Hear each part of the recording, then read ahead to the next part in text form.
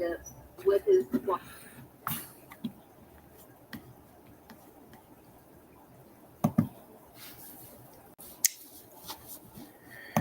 Woo, man. Oh, my goodness. What a pay-per-view that Survivor Series put on last night. Wow.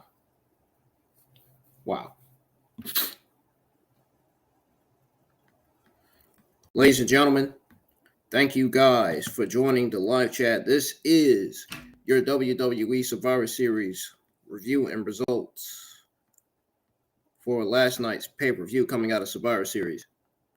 If you guys are new, hit that subscribe button, turn on that bell for all notifications. Also, go check out all the other content I have on the channel. If you didn't get to check out my Survivor Series watch along, go check it out. You guys are going to be laughing. I slept on 2 fucking matches last night. I fell asleep on 2 matches. And those 2 matches are the matches that I didn't get to watch last night. But luckily for me, I got to watch them this morning. Santos Escobar versus Dragon Lee and Rhea Ripley versus Zoey Starks for the Women's Championship. I got to watch those. And last night I watched the other 3 matches that I was awake for. The men's WarGames match, the women's WarGames match, and the Intercontinental Championship match between Gunther and The Miz. Tell you one thing, Dragon Lee versus Santos Escobar was definitely a banger. That was great. It was great matches. We got great matches coming out of Survivor Series. We're going to go over all those matches. And also, on my YouTube community tab, I'm going to be posting all of your WWE and AEW Sunday night news coming out of Survivor Series. That includes news on Drew McIntyre being upset, storming out of the venue after CM Punk's return. Seth Rollins reportedly not liking CM Punk's return, not liking the idea of Triple H having CM Punk to return. And plenty more. There's plenty more WWE AEW Sunday night news that I'm going to go over on the YouTube community tab that I'm going to be posting. It's going to be information and updates mostly. So, I hope everybody had a good Thanksgiving last Thursday, because I did. I tore the hell out of that barbecue chicken that I had last Thursday. I ate casserole, green beans, corn, bread, roll, and that was pretty much it. And meatballs, that was pretty much it. I didn't get no seconds. I didn't get any seconds, man.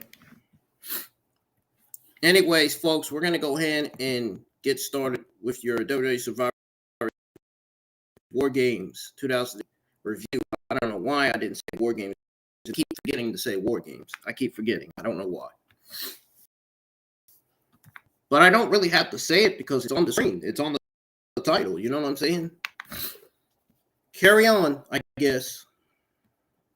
So,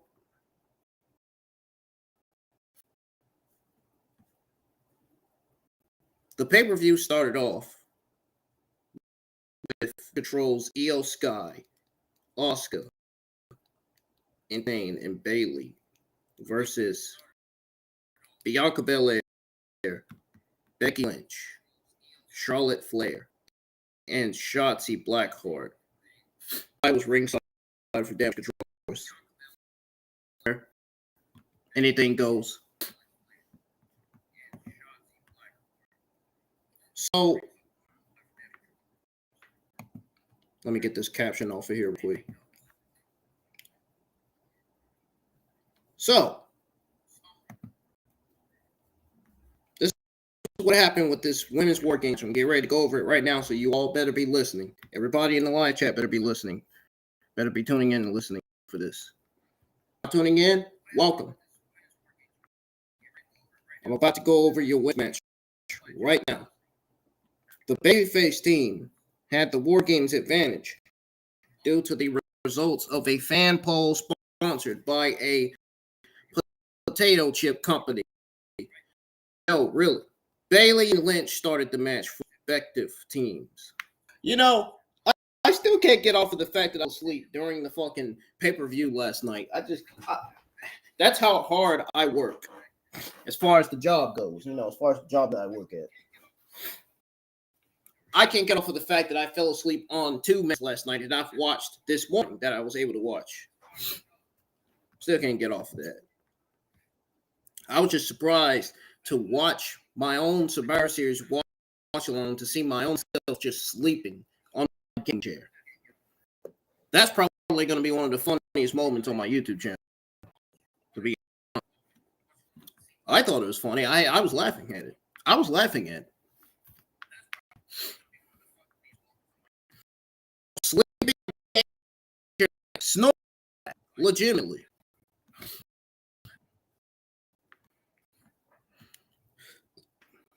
And the strange thing about it is, when I take naps, I have no dreams. But at night, in the mornings, when I'm sleeping, I have dreams.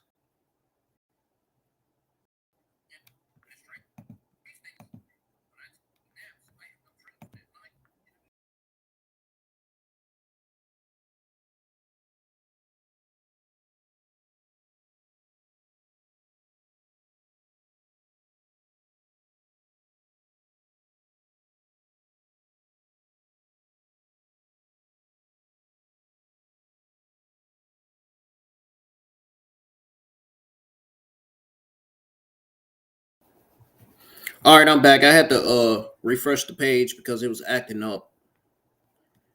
Anyways, so here's what happened with the Survivor Series Women's War Games.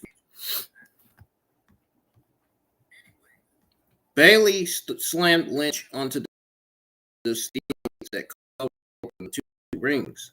So Lynch came back by running Bayley into the cage, and then a couple of sliding kicks to send her crash into the cage.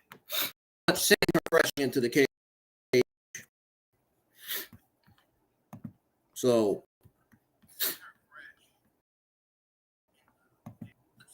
sorry, my nose. I don't know if it's my allergies. It could be my allergies. I don't know. But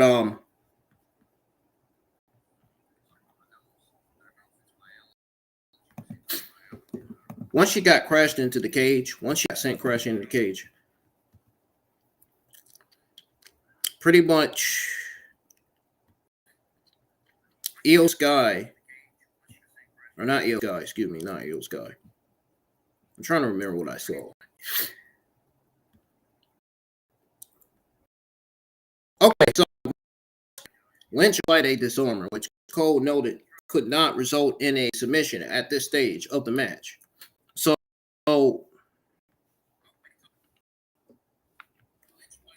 slipped Bayley a kendo stick from the floor.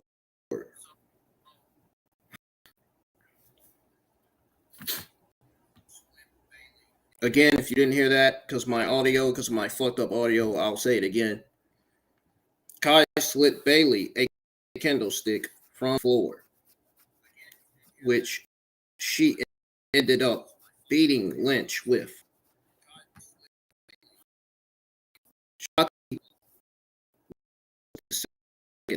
For the babyface team. So the cage, I was about to say chain. Cage, door shut, but slamming it onto Bayley's head. Surprisingly. Nobody expected it. I didn't expect it either. Shotzi went under the ring and pulled out a chair and trash can that she tossed inside the ring.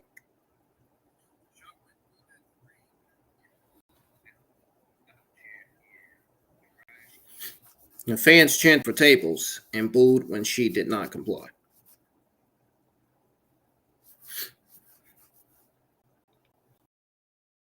So Bayley grabbed the chair and charged Shotzi the Bayley.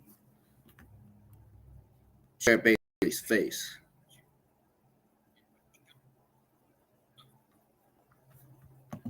I'm not sure what's making my audio skip, but it's starting off. You can tell me I'm going over this women's WarGames match. My audio is doing stupid shit.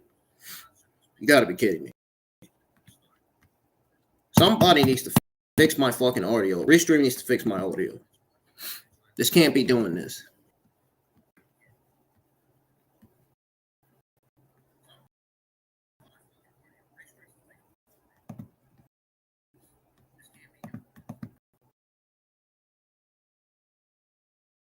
I'll my mic off and cut it back on and see if that works.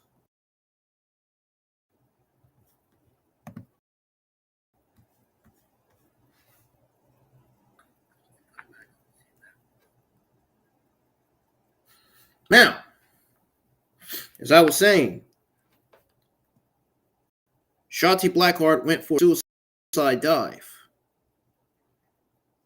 through the ropes from both rings. But Bayley saw her coming and spiked her head onto the mat. Lynch got a stick and hit Bayley with it. Shotzi picked up a chair. Bayley was surrounded while standing in between the two rings.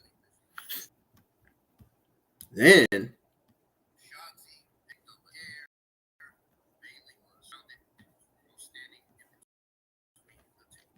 after that, Bayley tried to escape over the top of the cage. The broadcast team noted that it would result in a forfeit for the team. But Becky Lynch and Shotzi caught her. They weren't having it. Lynch slammed Bayley's head onto the cage, causing Bayley to fall back in the ring. Lynch and Shotzi stood on the top rope and jumped off and hit once she was back on her feet. Second entrant for Damage Control. Cole said it was Sky's 5th WarGames match. The most WWE history.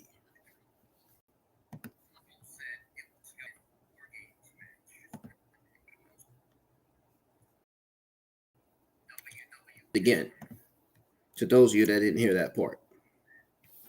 Io Sky was the second entrant for Damage Control.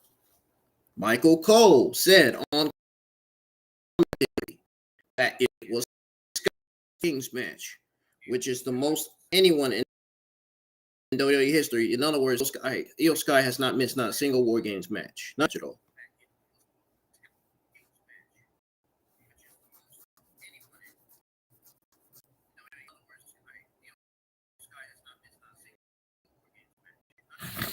So this was her 5th, and Sky brought a chain inside the ring and used it on Lynch and Sky.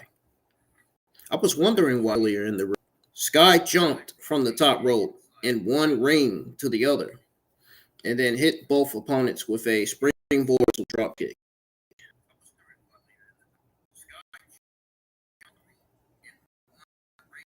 So then Io was the second entrant for Damage Control. Of course, we knew that already.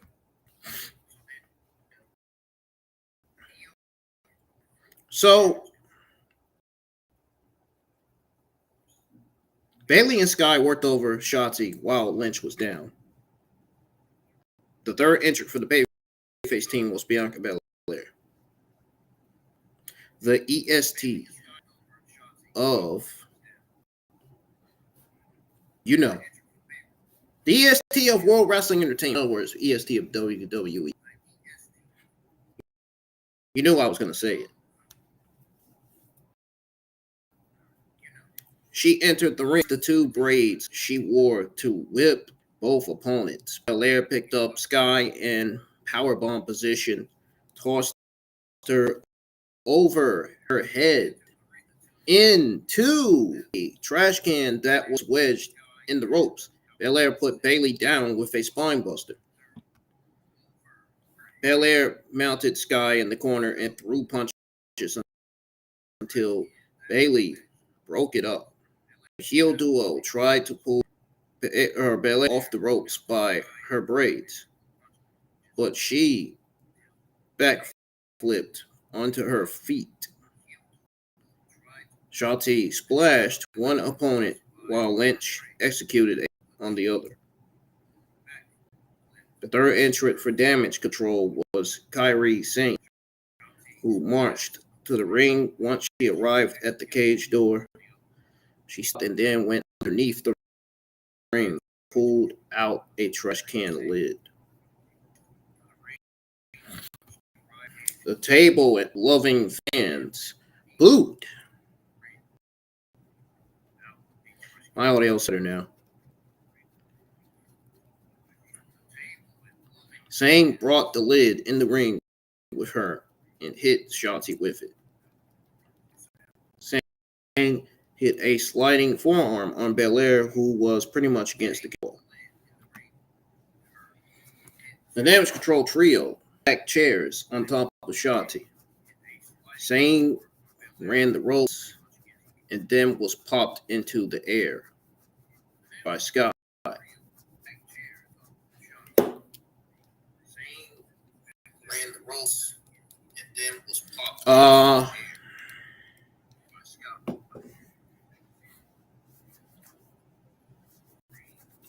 Then Sane dropped an elbow onto the chairs, and Shotzi.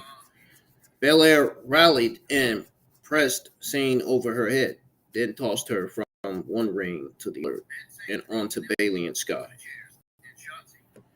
And finally, the final entrant for Damage Control was Asuka, who went under the ring and pulled out kendo sticks. The table-loving nitwits booed.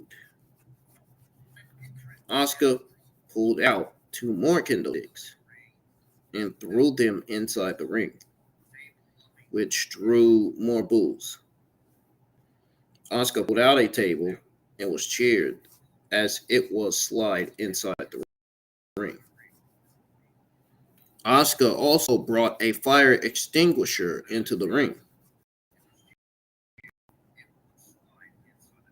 So, once Asuka was inside the ring, around 24 minutes and 20 seconds, the bell rang. While Samantha Irvin said, "Let games begin."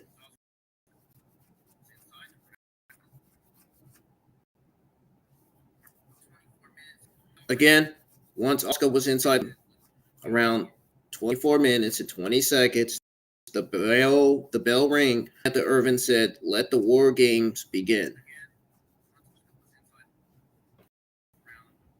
The Damage Control crew used the chain to tie Becky and Bianca together while they were seated on the canvas.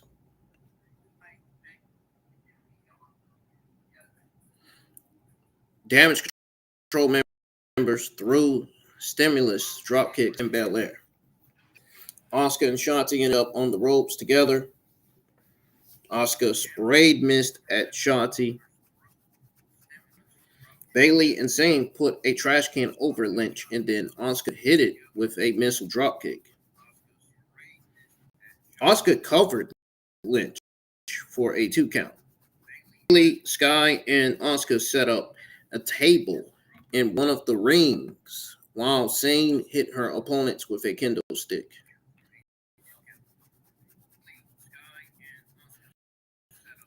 Now, Bayley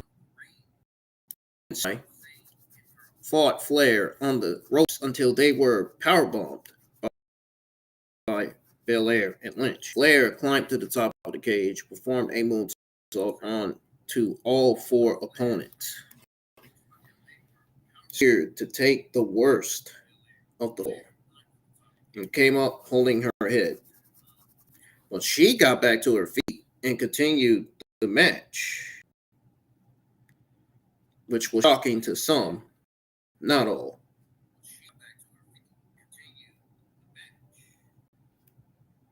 Now,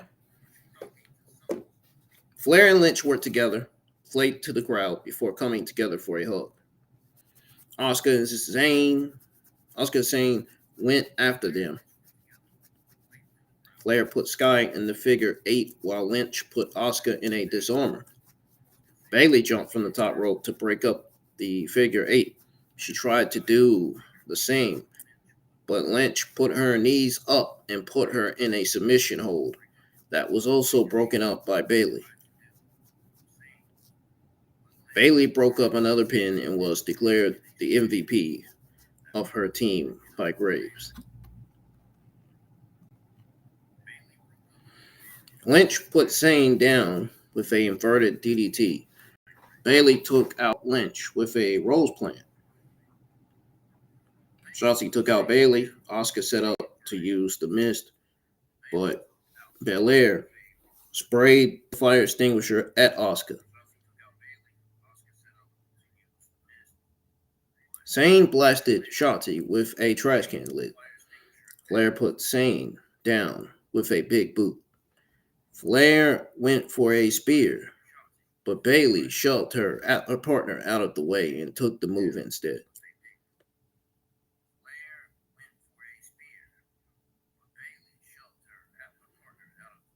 Shotzi hit Bayley with a top rope move. Belair hit Bayley with the KOD. Belair handed Bayley to Lynch, who was on the ropes. Lynch performed a manhandle slam through the table and pinned her to win the match. After the match, Belair pinned Lynch. Flair and Shotzi sat on top of one of the cages and played to the crowd. So that was it there. Now,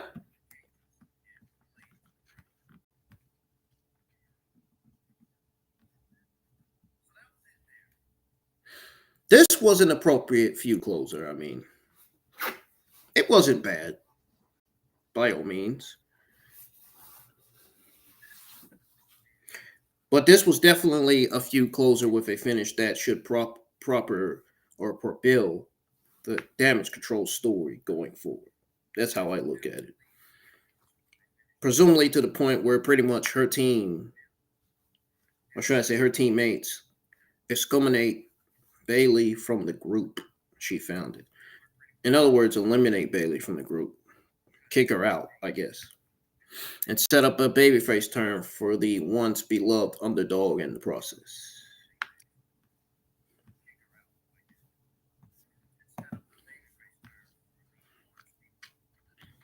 Now,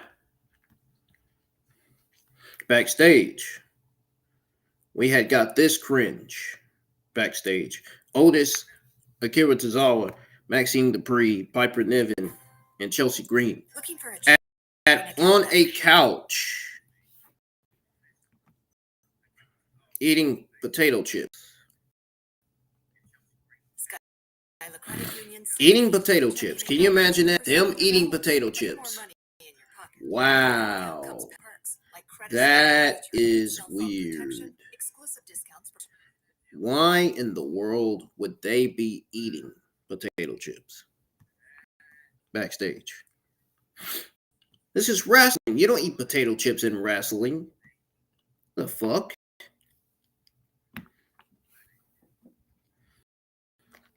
Thankfully, Pretty Deadly showed up and tried to get away from Otis. But they went flying. R-Truth popped up from behind the couch with a bowl of and called for everyone to get along. Oh, I forgot to tell you guys, not only CM Punk and Randy Orton returned as well.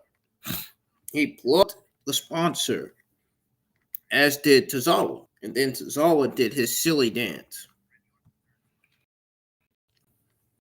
Stage, Sami Zayn informed Jey Uso that Randy Orton had yet to arrive. Jey asked why Orton, and then recalled being the person who put Orton on the shelf in the first place. Now, Zayn fired and said he would have Jey's back, and they would handle it together no matter what happened.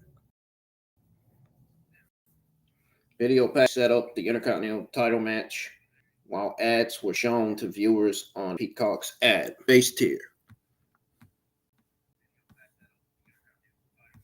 Now, here's what happened with the Intercontinental Championship match. Who noted that this was day 533 of Gunther's reign as Intercontinental Champion, while all 8 of Miz's reigns added up to 532 days. Graves said that Gunther was a 500,000 favorite, a minus 500,000 favorite to win the match. The match was held in the ring, furthest away from the stage. Early in the match last night, Miz wrapped Gunther's knee around the ring post. Miz followed up with a figure 4 around the ring post and released it before the referee could count to 5.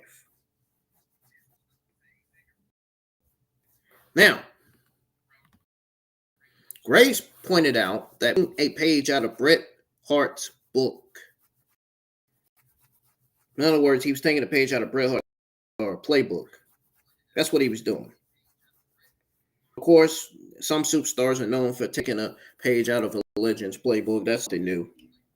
Especially if it's a WWE legend or a Hall of Famer. But whatever. Anyways, Miz returned to the apron and went for a springboard move, but Gunther dropped him with a big boot to the face. Gunther took offensive, dominated Miz, put him down with another big boot to the face. Gunther laid to the crowd and received a mixed reaction.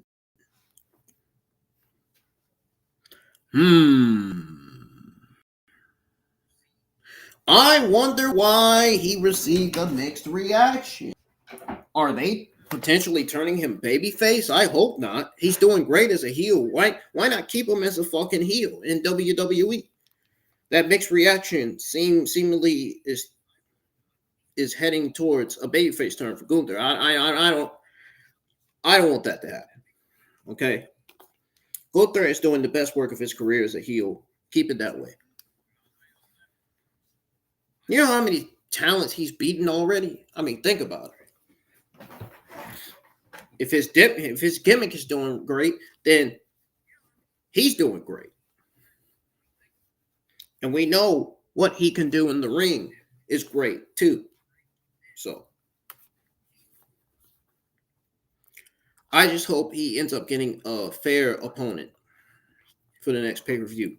Someone that's on his level. Someone that's going to dethrone him and defeat him finally to become a new Intercontinental Champion. To take the Intercontinental Champion off of Gunther for good. Whenever he finishes his reign. That's what I'm hoping. But anyways, the Miz used the ropes to pull himself up. Gunther jawed at Miz. Fireball. Miz threw punches at him and took him down with a Hurricane Rana. Miz went back to targeting Gunther's knee, which was a strategy that anyone would ever come up with. Anyone would ever do. That was so Miz is so smart when it having strategies and think. Promos? Yeah. His in-ring skills? I don't know about that. I think The Miz needs some improvement on his in-ring abilities. He needs some improvement on that. Because as of right now, they're not really standing out as much. Now, Miz threw kicks at Gunther and backed him into a corner. Miz threw additional kicks and then a knee. Gunther fired back with a chop. Miz executed a satellite DDT, covered Gunther for a 2 count. Miz set up for a skull-crushing finale. Gunther avoided it, ended up powerbombing Miz for a 2 count. Graves acted surprised by Miz kicking out. Put Miz in a sleeper hold. Miz reached the corner and pulled the turnbuckle pad off. Gunther didn't break the hold until Miz kicked his way free and then caught him with a low blow kick. Miz hit the skull-crushing finale and covered Gunther for a near fall that got a rise out of the crowd. Miz up pretty much for another skull-crushing finale, but Gunther countered into a sleeper. Miz pulled Gunther into the corner, ducked, causing Gunther to hit the exposed turnbuckle. Miz rolled onto Gunther and got a 2 count that fans cheered. Gunther cut off Miz with a clothesline.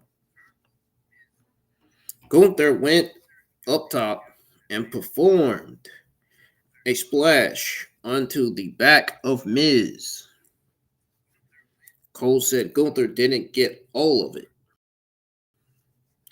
Gunther a Boston Crab. Miz reached for the ropes. Gunther pulled him to the middle of the ring and turned it into a lion tamer by driving his knee into Miz's back, which forced Miz to tap out, pretty much. Cole played up the idea that Gunther overlooked Miz and didn't expect him to put up that much of a fight. Graves said he didn't think Gunther would ever make the same mistake again.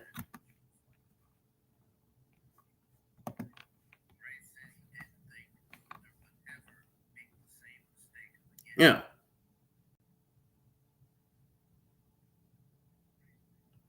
Obviously, Gunther is the best wrestler on the planet, and long may he reign. But also, the fans, just so you know, the fans were hot for him and wanted him to win, wanted to see him win the title. And Gunther easily snuffed out their hope. They wanted to see Miz win the title. Gunther snuffed out their hope. Okay.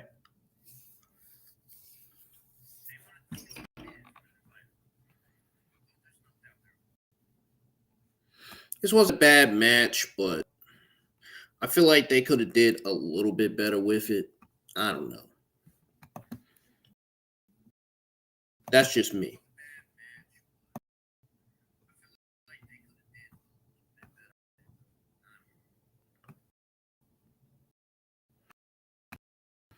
So after some ads, they shown Judgment Day Clubhouse. Pretty much, they went to the Judgment Day Clubhouse. Damian Priest, JD McDonough were talking. Balor played up McDonough being in his first premium live main event. Priest said he was proud of McDonough. When Mysterio arrived, said a dirty birdie told him that Randy would not be there. Balor said it would either be 5-on-4 or would show up and poison the team from the inside.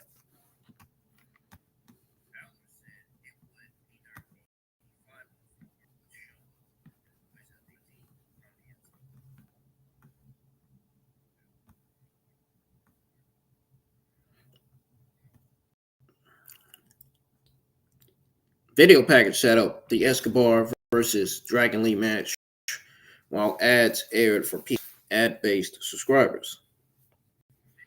Ring announcer Mike Rome handled the introductions for the match. So they worked the match in the ring closest to the stage. Escobar took offensive control early and ran Lee into the ring steps. Escobar placed Lee's right leg in the steps and said he would break his leg, while Cole recalled Escobar injuring Rey Mysterio in the same fashion. Lee fought back and escaped. They haven't formed a hurricanrana that pulled Escobar off the apron to the floor. Lee followed up with a flip dive. A Dragon Lee chant broke out. Back in the ring, Lee picked up a 2 count on Escobar. Lee picked up Escobar, dumped him on the mat. Lee went to the ropes and pretty much Escobar got up and cut him off. Also, Lee fought him off. Escobar went after him again, and Lee threw punches. Escobar caught Lee with a kick and then joined him on the ropes and executed a hurricanrana that led to a 2 count. Escobar protested the referee's count. Escobar made a play for Lee's mask, but Lee was able to keep it on. A loud asshole chant broke out. Yes, I'm not kidding. A loud asshole chant broke out. Legitimately broke out in the arena on the pay-per-view from the crowd. And yet, WWE has this thing where they block bad words. I guess they couldn't stop the fans from chanting asshole, right? They couldn't stop the fans from chanting asshole, right? Wow. Anyways, Escobar brought a suplex. Lee fought back and got Escobar in the two before double stopping him and covering him 2 count. Lee charged Escobar, who dropped him with a super kick.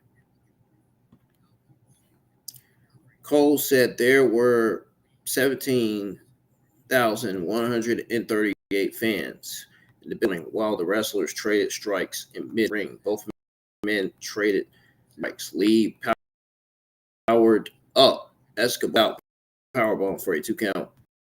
Lee went for a move that Escobar countered into a destroyer, or followed with a Phantom driver and pretty much scored the win.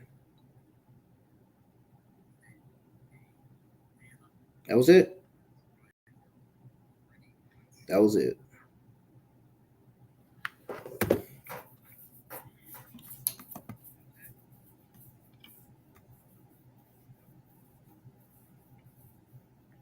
Now, this may have been the first showdown on the main roster between these two, but you can guarantee you that it damn sure won't be the last. And to be honest, if they continue trending upward, they will clash on a stage as large as this for years to come, when they will have more time to work with.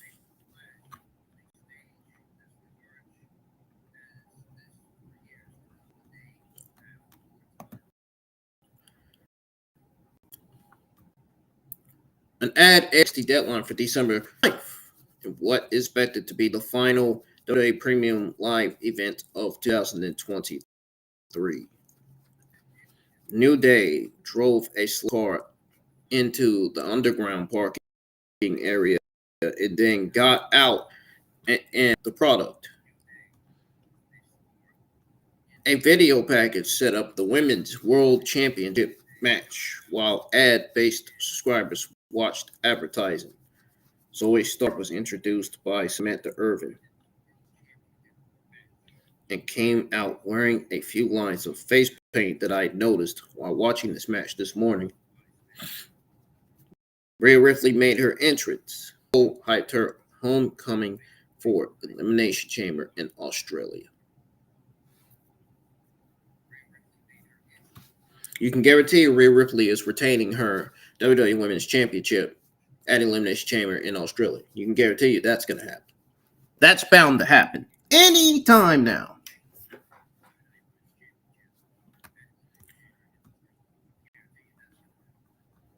That's bound to happen sooner rather than later. So here's what happens with the Women's World Championship match. Now, the match was held in a ring furthest away from the stage. Stark dropkicked Ripley to ringside. And then Stark sent Ripley back inside the ring and hit her with a missile dropkick that led to a 2 count. Then Stark set up for a springboard move and he set up for a move and was hit by a Ripley headbutt, which led to a loud mommy. Ripley set up for a move on the apron, but Starks fought back and ended up putting Ripley down with a TT. Back in the ring, Starks performed a twisting senton for a 2 count. Now, Ripley went to the floor. Starks caught her with a kick. Ripley avoided the next move that Starks went for and ended up running her into the ring post. Back in the ring, Ripley dominated the offense, put Starks' arms behind her before booting her into the mat. Ripley placed Starks in a seated position on the top rope. Ripley went to the middle rope, traded strikes with Starks before grabbing her by the throat and going for a move that didn't go right. Starks got up and dropped Ripley with a kick and covered her for a 2 count.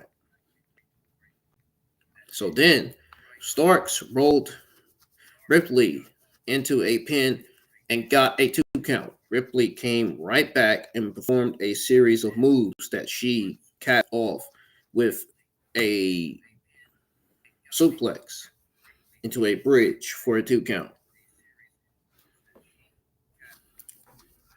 Ripley pretty much pie-faced all she had. Ripley went for her finisher, and Starks countered into a suplex. Starks followed with a kick and then covered Ripley for a near fall. Starks went for her Z360 finisher, but Ripley stuffed it. She elbowed Starks a few times and avoided a kick and put her away with the riptide. That was pretty much it. Just like that, Rhea Ripley retained her WWE Women's Championship.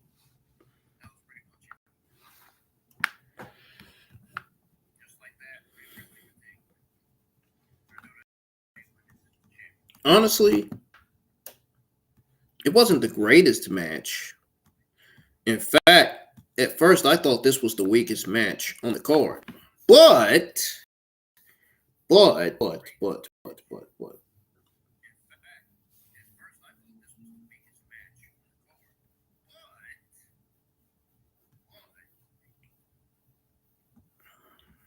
however,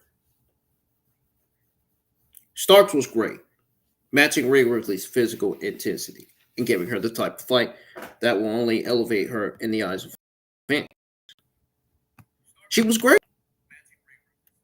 This match for her was great, man. And I love how Triple H and the rest of WWE Creative follow up with Starks will ultimately pretty much determine how successful this was, or if it was merely another opportunity to put Ripley over strong. So Stark pretty much did that, basically. And this was great. This was great. This was a great match. Moving on to the main event of Survivor Series 2023 pay-per-view, which was the men's WarGames match.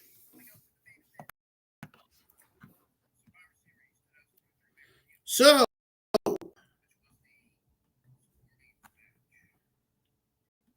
after some ads, the broadcast team hyped the Royal Rumble, as well as this event's post-show press conference last night. Obviously, Survivor Series was last night. Today is Sunday. Seth Rollins was stressed in his locker room when Jey Uso, Sami Zayn, and Cody Rhodes arrived. He said Orton had yet to arrive. He said it was his fault. Cody told his teammates that he would be there and asked them to trust him. A video package set up the main event while some Peacock users saw ads. The cage lowered around the ring and pyro went off. Cole read through the rules of the match while a graphic also displayed them. McIntyre was introduced by Mike Room. Hey, what you doing there, McIntyre? What you doing there, bro? I'll tell you what McIntyre was doing. McIntyre had his damn sword with him and stood on the stage while the Judgment Day foursomes entrance followed. Damian Priest and McIntyre had a stare down. It's almost like Beast versus Beast. Priest gave fist bumps to the other Judgment Day members. Balor headed to the ring while the stare down continued. Dom and McDonough entered the shark cage while Priest and McIntyre continued to look eye to eye at each other. Balor was shown entering the cage, and then they cut back to McIntyre and Priest entering the shark cage without showing who won the staring contest. Great, that's good to know. Good to know they didn't show that part. Anyways, Cody Rhodes made his entrance. Cody gave a shout out to Cody's father-in-law, Otis, and said he's a fighter like Cody is. Jey Uso's entrance followed. You know they did that. Whoa! Jey Uso and then the fans came out with yeet! Yeet!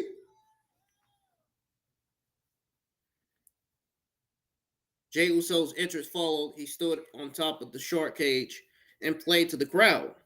Cole noted that Jey represented the bloodline in WarGames last year and scored the winning pinfall. Sami Zayn made his entrance and played to the crowd. The crowd was like, oh, oh, oh, let's go! Before jawing at the heel team members. Seth Rollins was out last and wore a wild rope. Seth Rollins came out and the fans were like, oh, oh,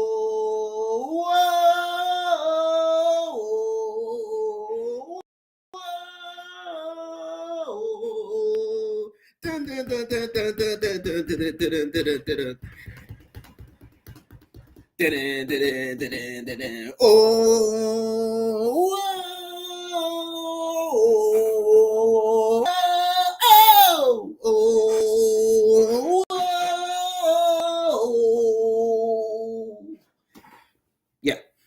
I think you guys get the point. Anyways, Rollins hugged Jey and Sami, then looked at Cody and told him that he's trusting him. Rollins headed to the ring while the other three entered the shark cage. I think my favorite one was when they did the whoa! Yeah, that one.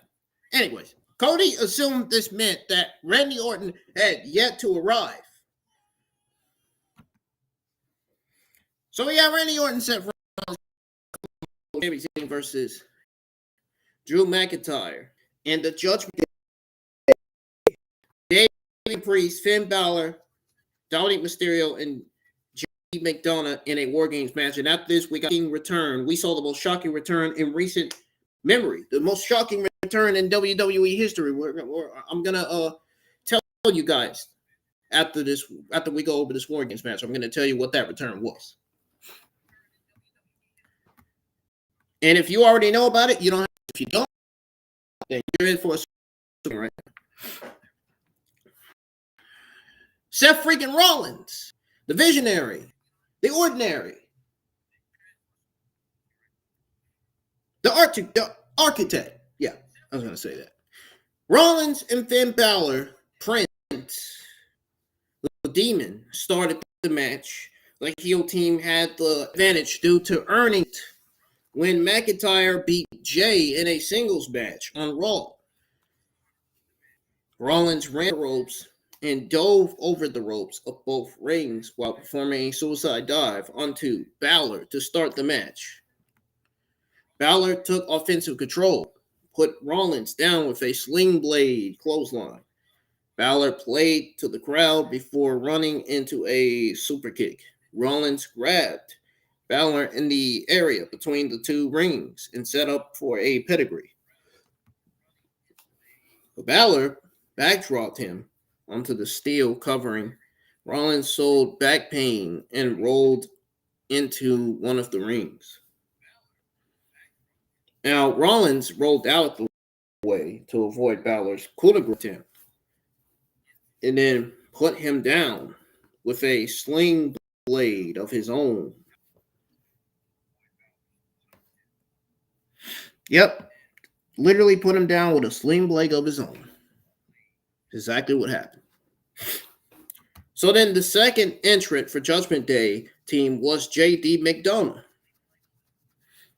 who was known as Jordan Devlin in NXT UK, who ran to the ring and was hit with a boot from Rollins when he tried to enter the cage, at least attempting to. Anyway, McDonough grabbed a kendo stick and hit Rollins with it.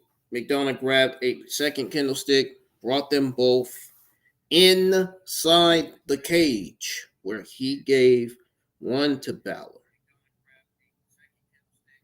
The heels worked over Rollins with the kendo sticks. Rollins fought back and got one of the kendo sticks, and McDonough hit him with a moonsault. Balor and McDonough used the kendo sticks on Rollins again. The second entrant for the babyface team was Jey Uso, who brought a chair inside the ring, inside the cage with him. The fans yelled, "Yeet! Yeet!" while Uso threw punches at both opponents. I thought they were going to be yelling, "Oos!" I thought they were going to be doing. Anyways, nonetheless, Uso he threw punches at both opponents. He didn't use, but he threw punches at both opponents. McIntyre was shown sitting inside the heel shark cage. McDonough put Jay down with a running Spanish fly. Ooh, now he's getting creative. Interesting. He's trying to be some kind of high flyer, right? The heels were pretty much going for a double team move on Jay. Rollins caught him and set him on his feet. Rollins and Jay threw stimulus super kicks at their opponents. Rollins walked from the top rope in one ring to the other before jumping off and hitting Balor. The third entrant for the Judgment Day team was Damian Priest. McIntyre wanted to go after Jay, but Priest told him to stick to the plan. Priest entered the cage despite Rollins and Jay waiting for him. Rollins caught Priest with a chair to the side. Priest pulled out a baton and beat the babyfaces with it. Cody was shown in his shark cage asking where the weapon came from. McDonough and Balor held Rollins and Uso while Priest hit them move from the ropes.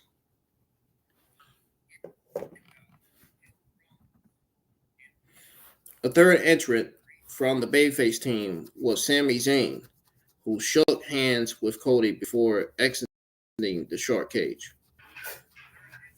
Zayn slammed the cage door on Balor. Zayn teased entering the cage and then stopped and pulled out a table, which drew a big pop in an Usi chant from the crowd. Zayn slid the table inside the cage. Zayn got Priest down in between the rings and stomped his foot on him repeatedly. Zayn put Balor down with a Blue Thunder Bomb. Yes, he put him down with a Blue Thunder Bomb and then went to the ropes.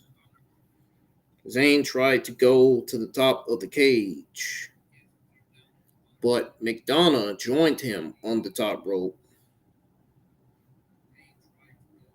Yes, McDonough joined him on the top rope. I'm not joking around. I'm not making it up at all.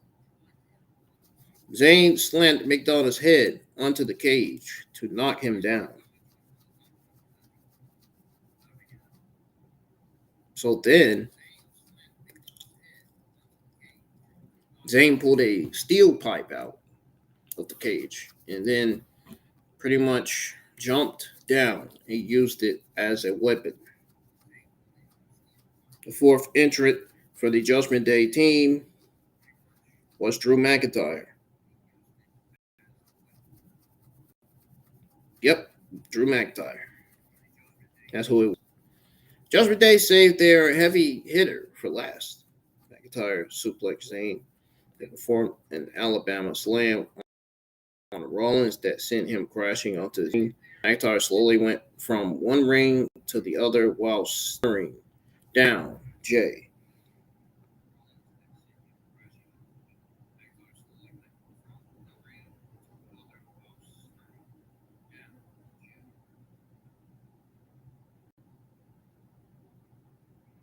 Yes, he literally did that.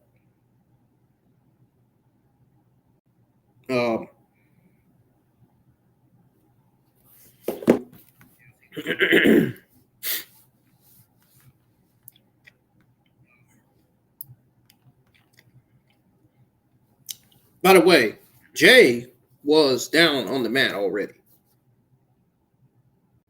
So McIntyre opened his arms while Jay got to his feet, which led to both men throwing punches. McIntyre caught Jay with a kick and went for a future shot DDT. But Jay stuffed it and super kicked him. McIntyre put Jay down with a neck breaker. McIntyre picked up Jay, and then ran him into the cage wall. McIntyre picked up Jay and told him to acknowledge what you did, and ran him into the cage again.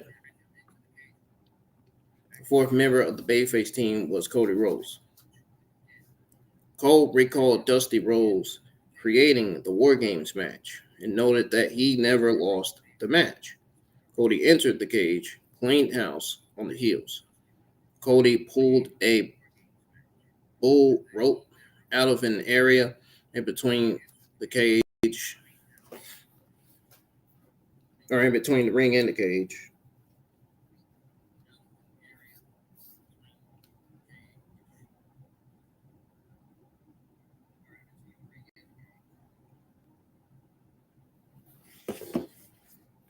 Rollins grabbed the other side and stared at Cody. Ugh. But then they worked together and ended up crouching Balor with it. The fans started booing in anticipation. The final entrant for the Judgment Day team was Dominic Mysterio. Dom started doing his Eddie Guerrero tribute spots until he was surrounded by Rollins, Zayn, and Jay. Dom released Cody and was then attacked by all four opponents. Cody ran Dom into the cage while Rollins set the table up corner of one of the rings. Zayn passed Dom to Rollins, who set him up for a powerbomb. But Dom's teammates intervened. While the heels took control, a Randy chant started. A CM Punk chant followed, and there were some boos in response. I believe that's what happened a few times last night. McDonough performed a top rope moonsault onto Zayn, and then Dom hit Cody with a frog splash. The heels set up the table in the ring, and Priest put Rollins through it with a razor's edge. The fans counted down along the timer, but Randy Orton didn't come out. Rather, the Judgment Day theme played. Rhea Ripley ran out holding the Money in the Bank briefcase, and a referee, Cole, yelled, "Damn Priest." That Damian Priest wanted to cash in, but Ripley was stopped in her tracks by entrance music. Final entry for the babyface team was none other than the return of Randy Orton, who came out to a big pop. Orton closed the cage door behind him and now let the WarGames begin. Mike Rome announced around 29 minutes 50 seconds. Cole acknowledged that Orton was returning from double fusion back surgery. Orton put one of his opponents down with a draping DDT. McIntyre glared at Orton from the other ring, and then Orton spotted him. McIntyre entered Orton's ring and squared off with him. But Priest hit Orton from behind. The heels put the boots to Orton. Babyfaces regrouped, and they all hit stimulus, draping DDTs on the heels for a big pop. Orton struck the Viper's pose. It then turned and looked at Jay. "You and your boys, you did that?" Orton told Jay. Priest tried to hit Orton from behind, but Jay intervened with a super kick. Babyfaces hit their big moves on their heels and had them down. McDonough got to his feet and was surrounded by the babyfaces. McDonough tried to escape over the top of the cage, but Zayn stopped him, and then Rollins joined them both on top of the cage. Orton stood in the middle of the ring and rubbed his hands together in anticipation. Rollins and Zayn tossed McDonough off the cage and into an RKO from Orton, who shot up and slapped hands with Cody. Orton told Cody to take it. Cody hit Priest with crossroads and pinned him to win. After the match, Rollins and Zayn hugged Orton. The baby faces lined up and raised their arms together. Just as it appeared the show was ending, Cult of Personality played, and the fans popped huge when CM Punk walked out wearing a white t-shirt and jeans and stood on the stage area in front of the shark cages. Punk looked around the building, and a massive CM Punk chant broke out. Punk dropped down to one knee, patted his hand on the ground, looked at his watch and said, "It's," and let the fans fill in the clubbering time. Punk looked to the ring and smiled. Punk celebrated with a fan along the barricade with the CM Punk chants continued. "Whose town is this?" Punk asked. The fan said Chicago repeatedly. Punk walked over and hugged other fans. Punk went back to the stage and yelled, "Oh!" before they cut to a video package that recapped the event.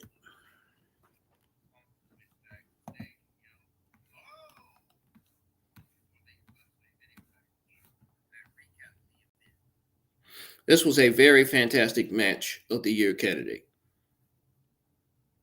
Main event and an unforgettable return for Punk made this as buzzworthy and fans serving a final as there has been in recent memory, pretty much. Now, overall, there was an incredible amount of buzz entering the Survivor Series WarGames pay-per-view. Not only was it the return of WarGames in Chicago, with the returns of Randy Orton in the night's main event, and also a pregnant cloud residing over the show in the form of CM Punk and a potential return to the company he walked out on back in 2014. WWE delivered everything fans could have wanted and then some with both the men's and women's WarGames matches, exceeding expectations and instantly ranking among the best it has produced. From there, Orton's return was magical as Orton hit the ring, showed that raw energy in the world's best snap power slam while joining Rhodes, Uso, Zayn, and Rollins in dispatching the Judgment Day. And Triple H, a creative mastermind, the greatest surprise in modern wrestling history with the return of Punk. A moment that some will love and others will hate. I thought at first this was a one-time premium live event appearance for CM Punk, but come to find out, his return was real. His return has been confirmed. Honestly, his return doesn't bother me. I've always been a CM Punk fan since his days in ECW. CM Punk is a great wrestler, a great promo cutter too. So I think this was hands up the right decision to sign CM Punk. Whether McIntyre and Rollins like it or not, I think CM Punk is a draw in WWE. And I think that it's going to draw some major attention. That is not going to sit well with Tony Khan or AEW, given that they had him in the past. And he had got into altercations with guys like Jack Perry, the Young Bucks, and Kenny Omega in the past.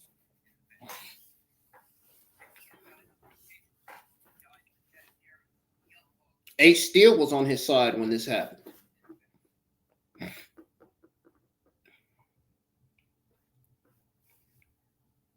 Anyways, I wonder how Ace Steel's going to feel after finding out that CM Punk's in WWE. I wonder how he's going to feel. Is he going to want to go down there? That's CM Punk's longtime friend right there.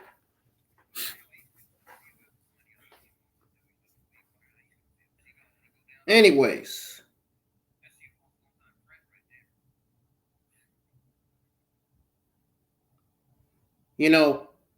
there's a moment that some will love and others will hate. But at the end of the day, everyone will be talking about this for a long time to come. There may be other shows that were consistently better from top to bottom. This was not only great, but the ropes, but also delivered the happenings fans demanded from a pay-per-view. This was one of the greatest WWE premium live events of 2023. Definitely up there. This was absolutely fantastic. They were produced and written correctly. The pay-per-view was produced how it was supposed to be produced. It was great. Triple H and creative did great. Massive credit to Triple H and his team for this amazing pay-per-view. I think the best match of the entire Saturday evening was definitely the men's WarGames match and Dragon Lee versus Santos Escobar. That match was a banger. Santos Escobar and Dragon. Yes, I saw it this morning. I was able to watch it this morning. I wasn't able to watch it last night. That match was a banger. I don't care what anybody says. That match was a hell of a fucking match. They did a hell of a great job in the ring. Hell of a performance by Dragon Lee and Santos Escobar.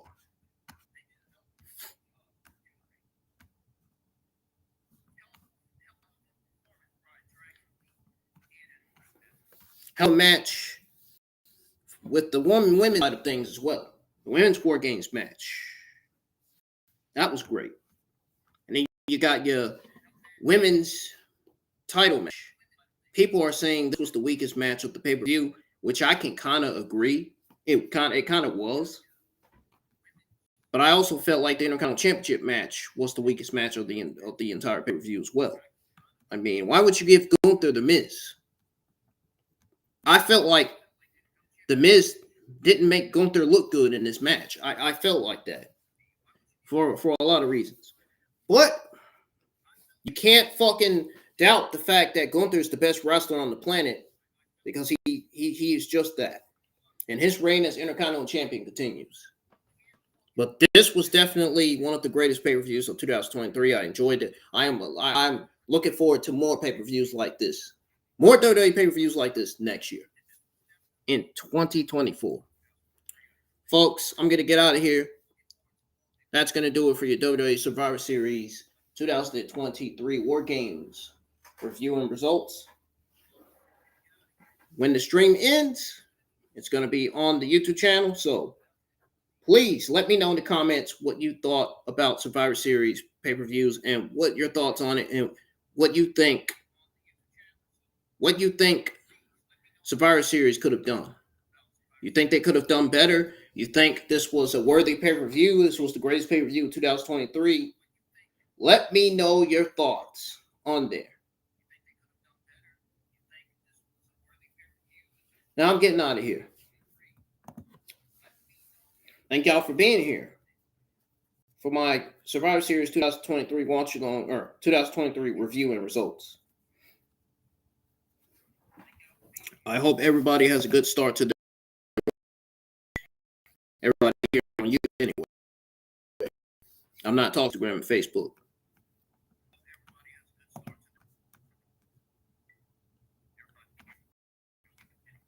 Just them from the list, because I'm not talking about them. Because I don't hardly be on Facebook and Instagram much anymore. It's too much negativity and drama. I only post my YouTube stuff on there now. But anyhow, I'm out of here. I'm probably going to hop on World of Tanks for a bit and then start streaming NBA 2K23 because I'm going to be streaming that live on YouTube tonight. So I hope you guys be in the live chat for that. Please make sure you share WWE Survivor Series 2023 review and results live stream to Facebook, Snapchat, and Instagram. Make sure you hit the thumbs up. Let's get at least 7 or 8 likes. Let me know in the comments whether I did good, terrible, bad, or a smack bang in the middle, or even if I did average. Let me know. I'm going to be posting a voting poll asking how I did on this review, and I want everybody to vote. I'm out of here. Peace. See you guys tonight for some NBA 2K23. I'm out of here. Have a great rest of y'all Sunday night. Peace. I'm out.